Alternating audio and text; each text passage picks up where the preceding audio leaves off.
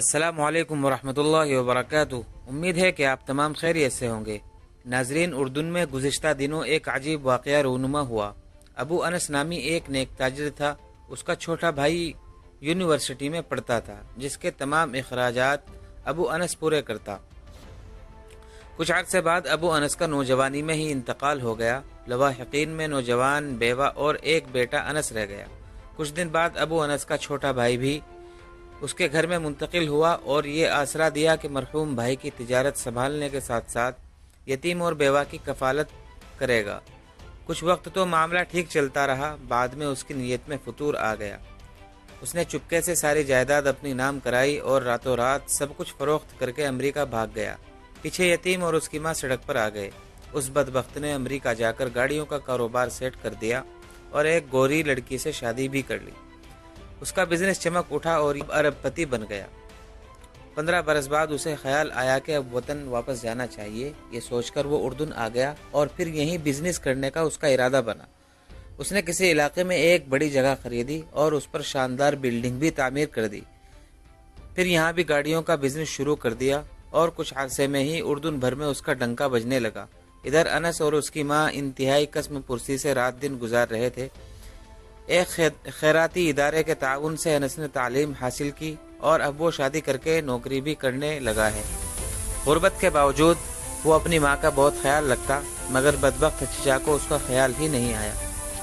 لیکن انس اور اس کی ماں کو سب کچھ معلوم تھا کہ وہ حرام خور واپس آ چکا ہے۔ ایک دن ماں نے بیٹے سے کہا کہ ہمت کرو اور جاؤ اپنے چچا سے اپنے مال کا کچھ حصہ مانگو۔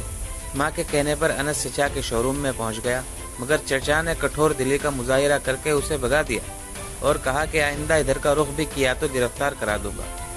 وہ بوجھل قدموں کے ساتھ ماں کے پاس واپس آیا اور سارا ماجرا سنایا۔ بیوہ سوائے بددعا کے کیا کر سکتی تھی؟ اس حرام خور بزنس مین نے اب اردن میں رہنے کا فیصلہ کیا تھا۔ وہ ایک جنت نما محل تعمیر کر چکا تھا اور اب اس نے اپنی بیوی بچوں کو بھی اردن بلانے کا ارادہ کیا۔ ادھر وہ لوگ امریکہ سے روانہ ہوئے اور ادھر یہ بدبخت انہیں لینے کے لیے اپنی نئی ماڈل گاڑی لے کر ایئرپورٹ روانہ ہوا۔ جب وہ ایئرپورٹ سے باہر نکلے تو یہ سب اس کی نئی گاڑی میں سوار ہو کر اپنے محل کی طرف چل پڑے۔ یہ سارا منظر دیکھ کر فرشتہ اجل ہنس رہا تھا۔ جیسے ہی ان کی گاڑی مین سڑک پر پہنچی تو ایک تیز رفتار ٹرولر نے اسے رون ڈالا اور انس کا حرام خور چچا اپنی امریکن بیوی اور دونوں بچوں کے ساتھ ٹکڑے ٹکڑے ہو گیا۔ پیچھے اس کا سوائے انس کے کوئی نہیں تھا، یہی اکلوتا وارث۔ اب اس کا محل، شو روم اور بزنس بیٹھے بٹھائے انس کی جھولی میں گر گیا۔ کیسا عجیب معاملہ ہے رب کریم کا!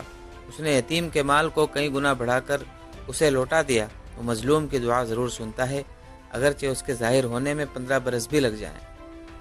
دوسرا یہ کہ وہ ظالم کو ڈھیل ضرور دیتا ہے، لیکن جب پکڑتا ہے تو سامان عبرت بنا کر چھوڑتا ہے۔ تیسرا یہ کہ حرام کا انجام کبھی اچھا نہیں ہوتا۔ اسی لیے میرے نبی کریم صلی اللہ علیہ وسلم کا ارشاد گرامی ہے کہ مال حرام سے پلنے والے جسم کا زیادہ حقدار دوزخ ہے۔ اللہ پاک ہم سب کو حرام سے بچائے اور حلال پر اکتفا کی توفیق عطا فرمائے، آمین۔